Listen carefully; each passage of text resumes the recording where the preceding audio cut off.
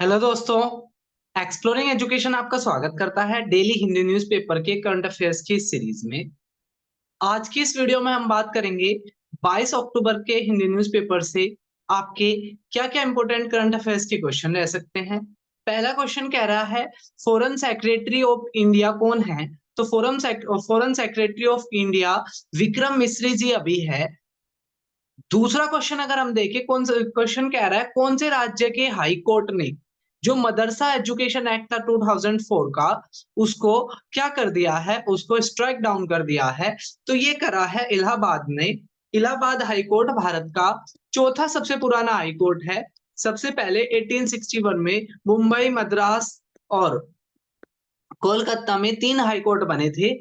और अगर सबसे लेटेस्ट हाई कोर्ट की बात करें तो भारत का सबसे लेटेस्ट हाई कोर्ट 26वां हाई कोर्ट है अमरावती, जो आंध्र प्रदेश राज्य का है। अगले क्वेश्चन की तरफ बढ़ते हैं। अगला क्वेश्चन कह रहा है ना name of the storm Dana. देखिए डाना नाम का स्टॉर्म भारत में आ रहा है और ये दो राज्यों को प्रभावित कर रहा है। अभी तो उड़ीसा और वेस्ट बंगाल, उड़ीसा और वेस्ट बंगाल को प्रभावित कर रहा है। उड़ीसा जिसकी राजधानी भुवनेश्वर है, 1935 में बना था। वेस्ट बंगाल जिसकी राजधानी कोलकाता है। तो सही आंसर हो जाएगा सी। नेक्स्ट क्वेश्चन की बात करें, मनिका कुल्लू एक बुक है जिसको तमिल राइटर केपी विश्वनाथम ने लिखा था। और अभी एम के स्टोलिन एक क्रिटिसाइज कर रहे थे पॉपुलेशन इंक्रीज को, जिसमें उन्होंने इनकी एक बुक का मेंशन की बात करी जिसमें 16 बच्चों की बात करी गई थी। ठीक है, तो इस वजह से चर्चाओं में था। आपको याद रखना है मनामोकुलू किसने लिखा है, केपी विश्वनाथम ने लिखा है। संजोली मॉस्क्यू को गिरा दिया गया वक्फ बोर्ड की परमिशन के साथ। कहां पर? आपसे आने वाला एग्जाम पूछेंगे संजोली मॉस्क्यू कहाँ है, तो शिमला के अंदर है। शिमला हिमाचल प्रदेश की राजधानी है। हिमाचल की एक और राजधानी है धर्मशाला। अगला कह रहा है अभी जम्मू कश्मीर में चुनाव हुए। जम्मू कश्मीर जो भारत का एक यूटी है, केंद्र शासित प्रदेश है, लेकिन जम्मू कश्मीर, दिल्ली और पुडुचेरी तीन यूटी ऐसे हैं जिनमें चुनाव होता है। तो जम्मू कश्मीर के अंदर कितने एमएलए ने शपथ ली? तो जम्मू कश्मीर के अंदर 85 एमएलए ने शपथ ली। बी क्या हो जाएगा? सही आंसर हो जाएगा। और सबसे पहले जो स्पीकर जो शपथ दिलाने का काम होता है वो स्पीकर का होता है, लेकिन उससे पहले प्रोटम स्पीकर छांटा जाता है जो स्पीकर के चुनाव कराता है। तो इस प्रोटम स्पीकर जो दिल्ली के जम्मू कश्मीर के छांटे गए थे वो मुबारक गुल छांटे गए थे, याद रखना है। Pro tem speaker of Jammu Kashmir Mubarak Gul. अगला कह रहा है कि देखो कुंभ मेला 4 जगह लगता है, उज्जैन में, इलाहाबाद में, नासिक में, हरिद्वार में। तो हरिद्वार में क्या था, साधु संतों के लिए घर बने हुए थे।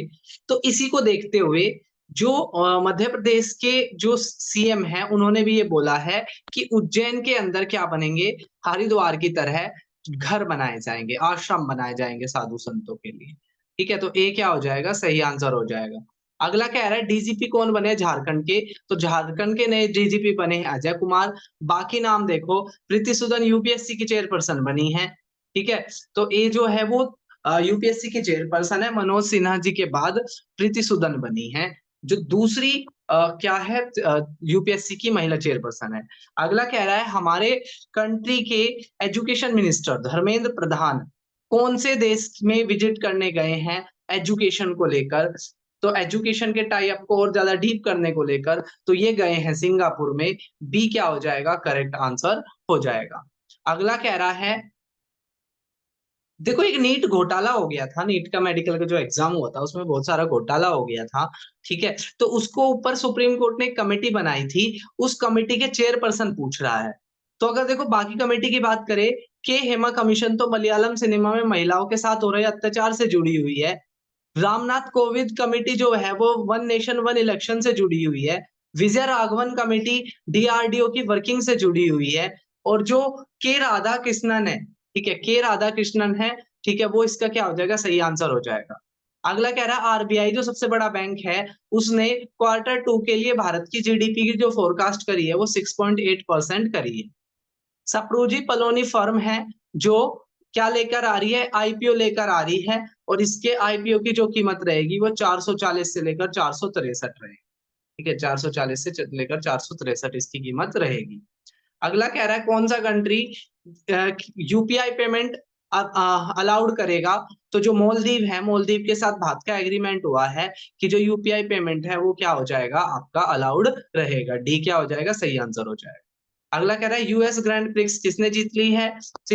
तो मार्क्स वेस्टरपेन को हराकर चार्ल्स लेक्रे ने जीत ली है। तो चार्ल्स लेक्रे ने यूएस ग्रैंड प्रिक्स क्या होती है, कार की रेसिंग होती है। तो चार्ल्स लेक्रे ने जीत लिया है किसको? सेकंड पे कौन रहे हैं? मार्क्स वेस्टरपेन ने।